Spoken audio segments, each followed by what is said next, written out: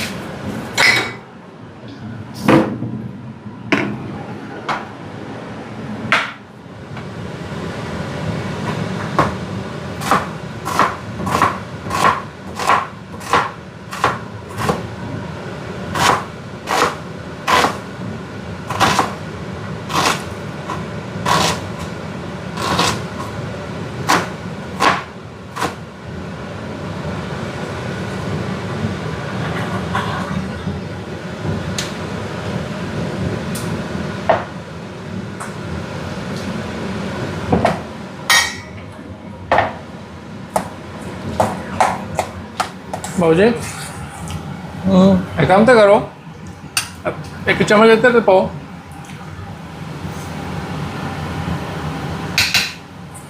बस बिस्मिल्लाह। भाजी बहुत योगर्ट बना रही है ना, बढ़िया जब फायदा चख लिए है जी। नमक पारे पैसी मैं नमक पारे नाल मिक्स करांगे। आए हाय उपर पावांगे इमली की चटनी ते नाल मिठी चटनी। 2-4 नमक पारे भन देंगे दे अंदर, पापड़ी वाला फ्लेवर जा आ जाएगा। दही बल्ले तो है नहीं, पर पापड़ी असी ना चाट खाने। आह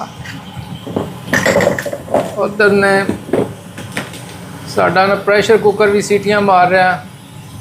बहुत जी हो गए कोई नहीं हल्ले होया अजय पहली सीटी बज रही है लो जी बहुत उन्हें प्रेशर कर दिता था वैसे बहुत बढ़िया जी बन गई ना चाट वाला फ्लेवर वैसे ना मज़ा आ गया मैंने मैं बहुत थोड़ी जी योगर्ट मैनू दे हाँ जी क्योंकि प्याज श्याज टमाटर शमाटर पे सी फिर नमक पारे मेरे कोल सी मैं जी हुण घर सारा समान पिया बिल्कुल स्ट्रीट फूड वाला माहौल जहा बना के थोड़ा जहा खा के यकीन करो मज़ा आई थिंक चलो खैर एक दो रहन भी देख बाद विच बूबू कर सन मैं समझा हो गया एक बार फिर सीटी लवानी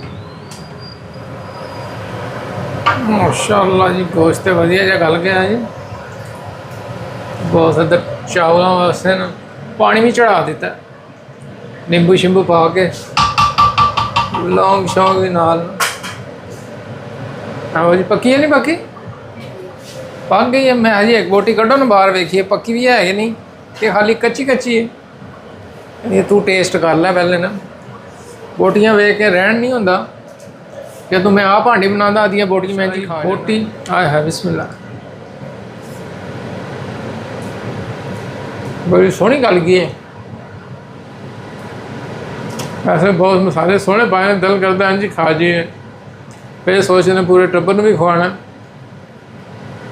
मेरे मुताबिक ना हांडी च पाने की लोड़ कोनी चावलों सोहनी माशाअल्लाह माशाअल्लाह चलो जी रहन देंगे पकाया बोटियां टब्बर भी तो खाना सारियां मैं ही खा जाऊँगा टेस्ट ला ला के टब्बर की खाएगा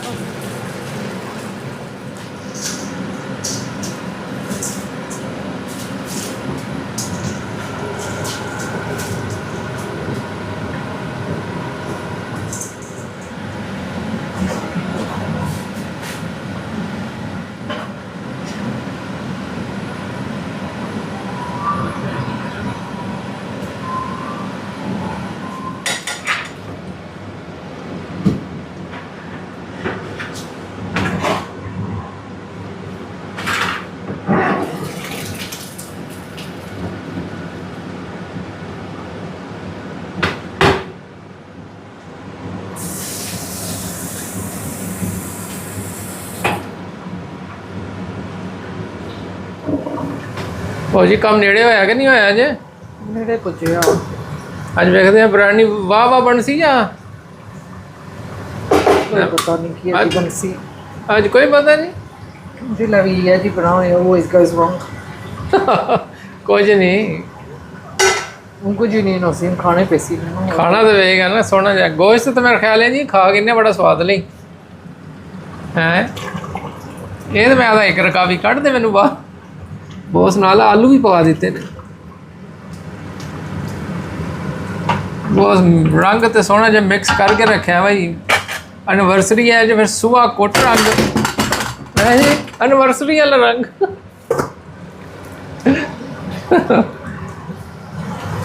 कदी ये खो बोटियां आज ना सोहनिया जी हैं नींबू शिंबू भी बहुत कट के रखे चलो जी बिस्मिल्लाह करते हैं भाजी कितनी लेयर लानियां ने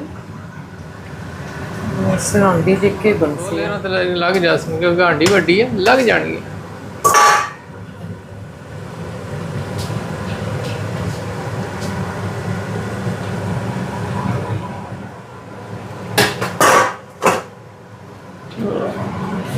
लाई चावल भी खिड़े खिड़े ते सोहने सोहने नाल आहा क्या बात है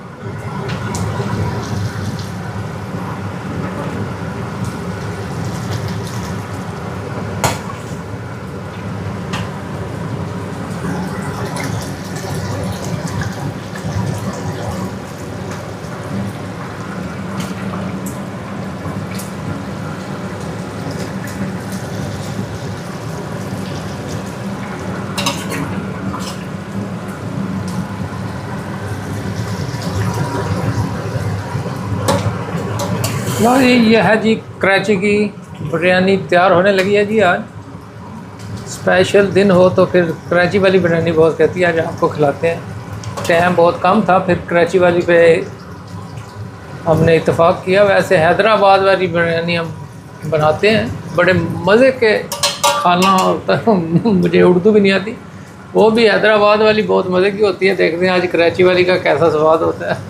हमें बनानी तो नहीं आती, मगर फिर भी उम्मीद है कुछ ना कुछ निकलेगा इससे। अब जाएगा जी ड्राइड अनियन, उसकी एक अपनी ही खुशबू है, अच्छी खुशबू है। बकाया चावल देखें ना कितने ज़बरदस्त से लग रहे हैं, माशाल्लाह माशाल्लाह। बॉस ने मेकअप तो बहुत अच्छा करा दिया वैसे ना, ये देखें जी क्या अच्छा ज़बरदस्त सा मेकअप। धनिया डाल दिया, पुदीना भी डाल दिया, सब कुछ डाल दिया, तो लेमन को भी सजा दिया।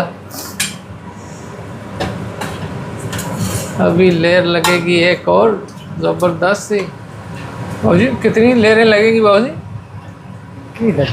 एक ही लगेगी, चलो एक पे इत्फाक करते हैं जी। ये है जी एक लेयर वाली बिरयानी। ये पता नहीं कौन सी है जी, कराची वाली है, लाहौर वाली है, हैदराबाद वाली तो नहीं हो सकती, वो डिफरेंट होती है। जो भी है जी मज़े की होगी, बहुत के हाथ से बनी कोई भी चीज़ हो वो मज़े की होती। बॉस ने हमें शादी के दूसरे दिन तंदूर की रोटी खिलाई थी, पहली दफ़ा लगा के, पहली दफ़ा बॉस ने वो तंदूर की रोटी लगाई थी, वो अभी भी मुझे याद है।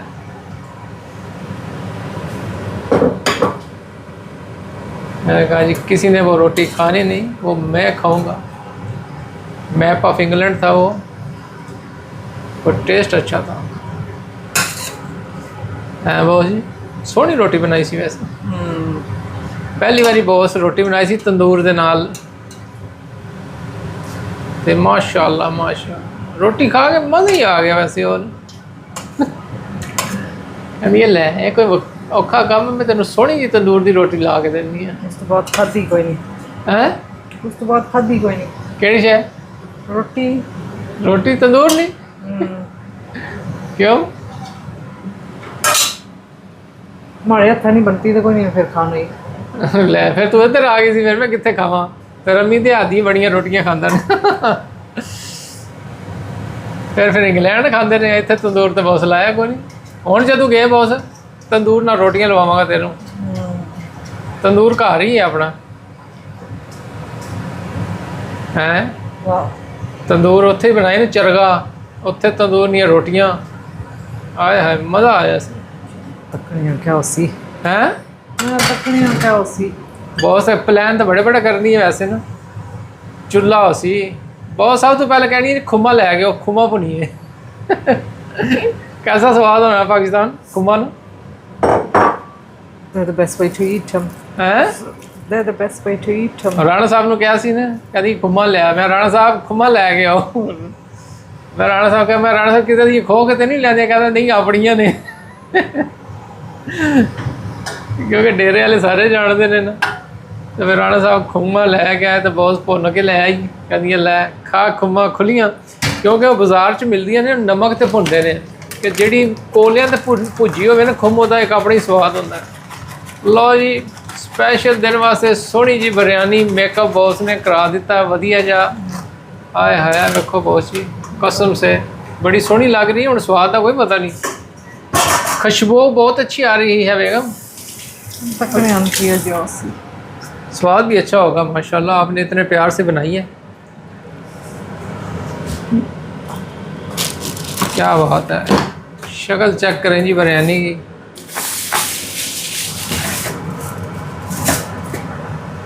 लो जी ये दम लग चुका है जी बिरयानी को।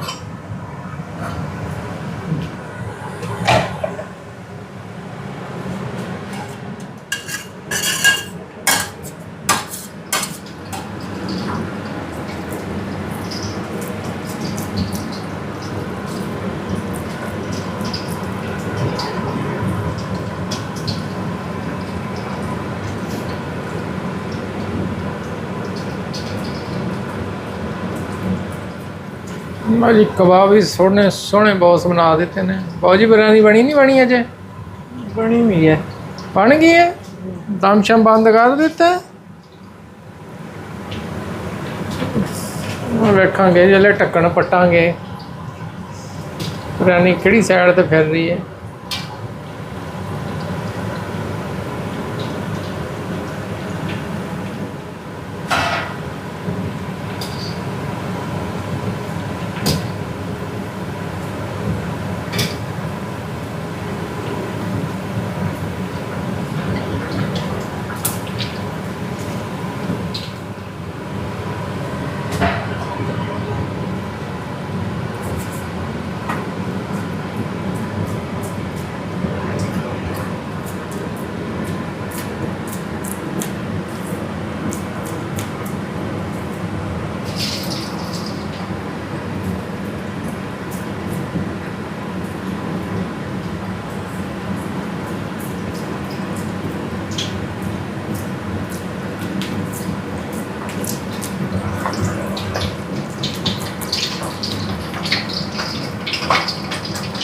लो जी दम ते पटिया गया।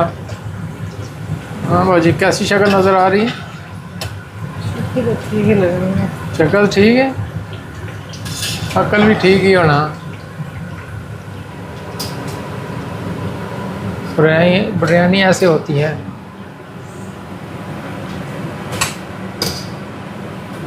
कबाब भी साढ़े तैयार हो गए ने। आए हो चलो मैं तो टेस्ट करके दसांगा ना स्वाद है। I don't know what they're A gonna be. bit large, a whole. Is that enough? Yeah, I don't know. वो is like oh yogurt उधर पे अभी टेबल है पर को आप कितने दिन से? Bacon. Yogurt उधर पे डब्बे च।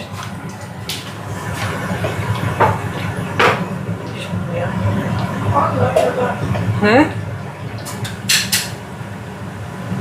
What's that? You don't want yogurt? Why? आ जाओ बाबू जी खाइए हम बिरयानी सोनी। आ जाओ आ जाओ।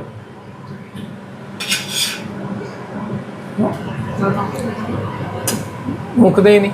No, no. ये नफ ने आ जाओ कबाब।